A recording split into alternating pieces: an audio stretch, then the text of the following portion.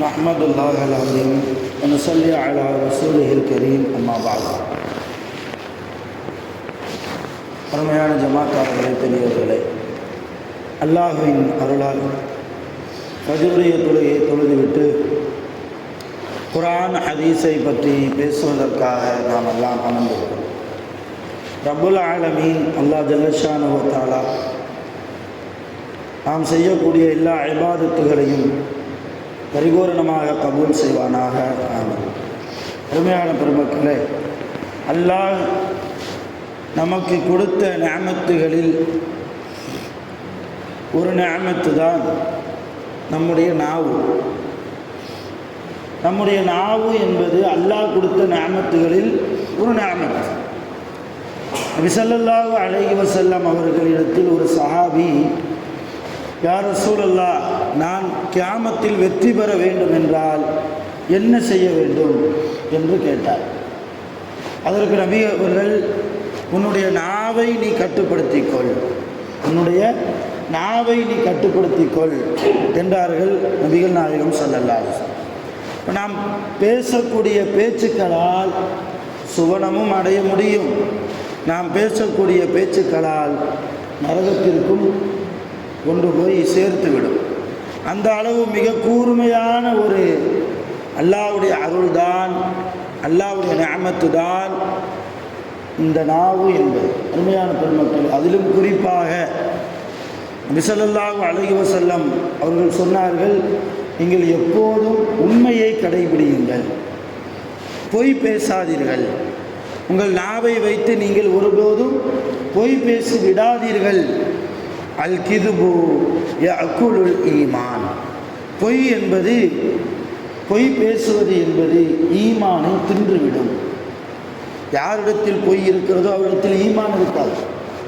அவர் என்ன தொழுதாலும் சரி, அவர் எத்தனை ஆண்டு காலம் ரமலான் மாதத்தை அடைந்து நோன்பு நோற்றாலும் சரி, எந்த ஒரு சூழ்நிலையிலும் தகுந்த காரணங்கள் இல்லாமல் இஸ்லாத்தில் பொய் பேசுறதுக்கு சில சந்தர்ப்பங்களில் அனுமதி உண்டு. உதாரணமாக சையதுனா இப்ராஹிம் அலைஹிஸ்ஸலாம் தன் மனைவியோடு ஒரு நாட்டிற்குள்ளே வந்தபோது அந்த நாட்டு மன்னனிடத்தில் ஒரு அசிங்கமான ஒரு பழக்கம் இருந்தது, ஒரு அருவருப்பான ஒரு பழக்கம் இருந்தது. என்ன பழக்கம்? ஊருக்கு யாராவது புதிதாக வந்தால், அதிலும் குறிப்பாக ஒரு ஆண் தன் மனைவியை கூட்டு கொண்டு வந்தால் அந்த மனைவியை இவன் அபகரித்து விடுவான். மனைவியாக இருந்தால் அபகரித்து விடுவான். இதுவே அந்த ஆணுக்கு உடன் பிறந்த சகோதரியாக இருந்தால் அவன் விட்டு விடுவான். இது அந்த மன்னனிடத்தில் இருந்த ஒரு அசிங்கமான ஒரு பண்பு. இதை அறிந்து கொண்ட சையதுனா இப்ராஹிம் அலைஹிஸ்ஸலாம் அந்த மன்னன் கூட்டிக் கொண்டு அழைத்து கொண்டு வந்தபோது இப்ராஹிம் நபிகிட்ட பார்த்து கேட்டாங்க, இந்த அம்மா யார், இந்த பெண் யார், உனக்கு என்ன வேண்டும்? பக்கத்தில் இருக்கிறது மனைவி, மனைவின்னு சொல்லணும். மனைவின்னு சொன்னால் தான் உண்மை. மனைவி அல்லாமல் மற்ற காரணம் சொன்னால் அது பொய். இப்ராஹிம் நபி அல்லாஹ்வுடைய நண்பர் என்கிற அந்தஸ்தில் இருக்கிற ஒரு நபி. என்ன செய்கிறது? மனைவியை காப்பாற்றுவதற்காக அந்த இடத்தில் பொய் தான் பேசினாங்க. என்ன சொன்னாங்க? இது என்னுடைய சகோதரி, என் தங்கை, என் தங்கச்சின்னாங்க இப்ராஹிம் அலைஹிஸ்ஸலாத்து வஸ்ஸலாம்.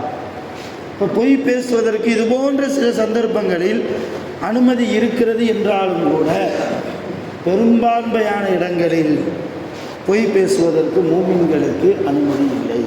நபி ஸல்லல்லாஹு அலைஹி வஸல்லம் அவரிடத்தில் ஒரு சஹாபி வந்து கேட்டார், யா ரசூலல்லாஹ், ஹல் யஸினு மூமின், ஒரு மூமின் விபச்சாரம் செய்வானா என்று கேட்டார். ரசூலுல்லாஹ் சொன்னாங்க, சில சந்தர்ப்ப சூழ்நிலையால் ஒரு மூமின் விபச்சாரம் செய்வதற்கு வாய்ப்பு இருக்கிறதுன்னாங்க. வாய்ப்பு இருக்கு. இப்போ வந்த சஹாபி மறுபடியும் கேட்டார், ஹல் யஸ்ரிக் மூமின், யா ரசூலுல்லாஹ் ஒரு மூமின் திருடுவானா?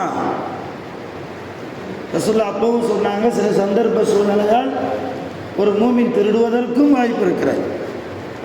அந்த சஹாபி மூணாவதும் கேட்டார், யா ரசூலல்லாஹ் ஒரு மூமின் சாராயம் குடிப்பானா, மது குடிப்பானா?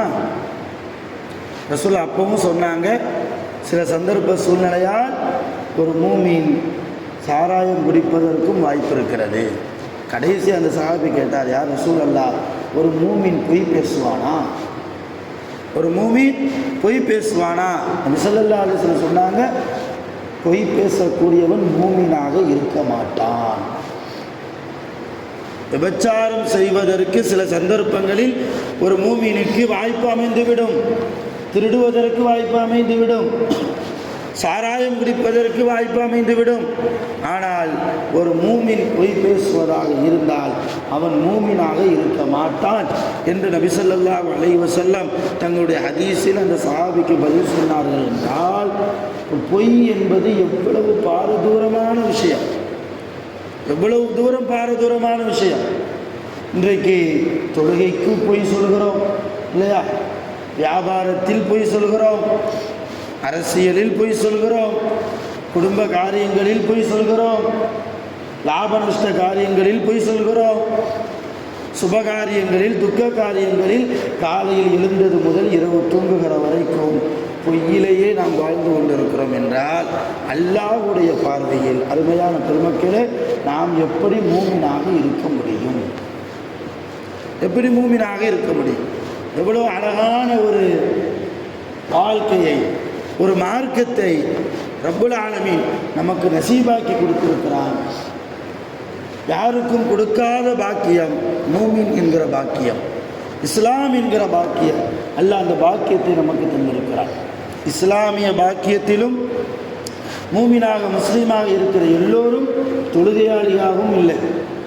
சில பேர் அறவே தொழுறதில்லை, சில பேர் வார தொழுகையாளியாக ஜும்மாவுக்கு மட்டும் வரக்கூடியவர்களாக, சில பேர் பெருநாட்களுக்கு மட்டும் வரக்கூடியவர்களாக, சில பேர் ஒரு நாளைக்கு 5 வக்தில் 2 வக்து மட்டும் தொழக்கூடியவர்களாக, சில பேர் 5 வக்து நேர தொழுதாலும் தொழுகையில் கவனம் இல்லாதவர்களாக, அல்லாஹ்வுடைய பயம் இல்லாதவர்களாக, இப்படி நாம் இபாதத் செய்து கொண்டிருக்கிற நிலைமையில் பொய்யும் பேசிக்கொண்டு வாழ்ந்தால் அல்லாஹ்வுடைய அருள் நமக்கு கிடைக்குமா? கிடைக்காது.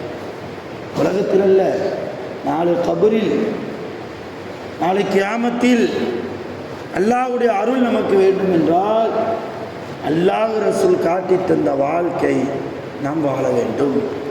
பொய் இல்லாத வாழ்க்கை. நபிகள் நாயகம் ஸல்லல்லாஹு அலைஹி வஸல்லம் அவர்களை பற்றி மக்காவில் அபூஜகலும் அஹ்னஸ் 2 பேரும் காஃபிர்களின் தலைவர்கள், காஃபிர் கூட்டத்துக்கு தலைவர்கள்.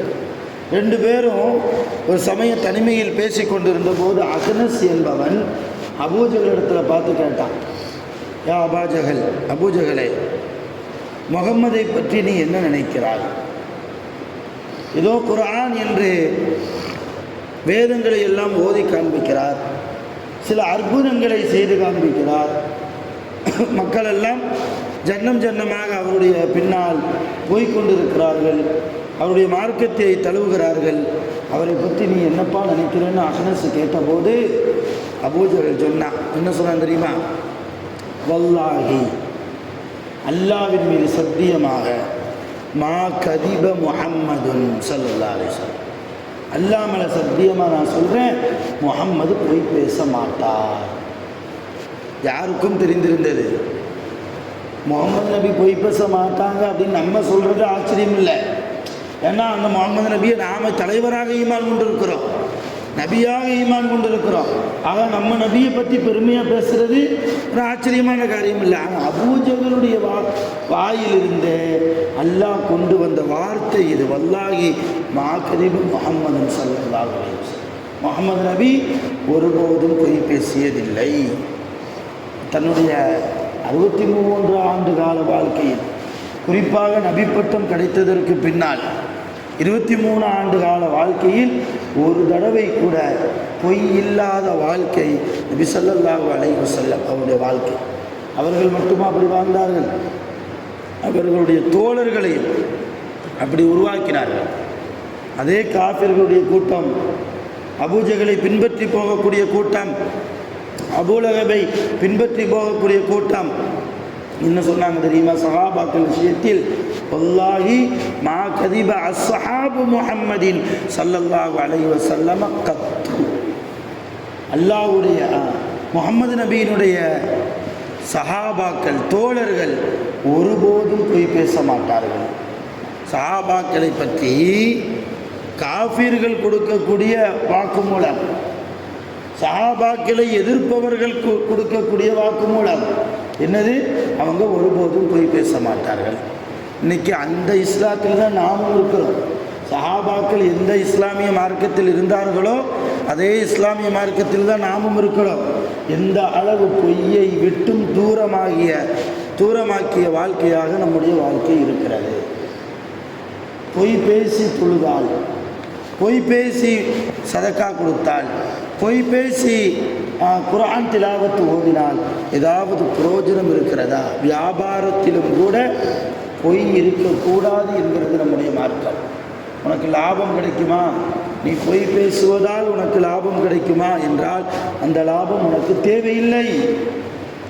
எந்த பொருள் எப்படிப்பட்ட தரம் வாய்ந்தது என்பதை உணர்ந்து அதற்குண்டான விலையை வைத்துத்தான் நீ மக்களுக்கு வியாபாரம் செய்ய வேண்டும் என்று அறிவுறுத்தக்கூடிய மார்க்கம் நம்முடைய இஸ்லாமிய மார்க்கம்.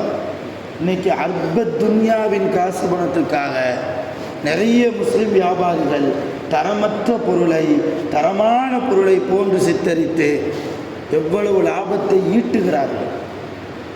அதுவெல்லாம் நரகத்திற்கு கொண்டு போய் சேர்க்கக்கூடிய வழிமுறைகள் இல்லையா? அருமையான பெருமக்களே, இப்படி ஒவ்வொரு விஷயத்திலும் இஸ்லாமிய மார்க்கம் நம்மை பண்படுத்துகிறது, நம்மை சுத்தப்படுத்துகிறது. நாம் தான் சுத்தம் செய்யாமல், நம்மை நாம் சுத்தப்படுத்தாமல், நம்முடைய உள்ளத்தை நாம் சுத்தப்படுத்தாமல், நம்முடைய வாழ்க்கையை நாம் பரிசுத்தமாக்காமல் வாழ்ந்து கொண்டிருக்கிறோம். அப்படிப்பட்ட வாழ்க்கை நாம் வாழக்கூடாது.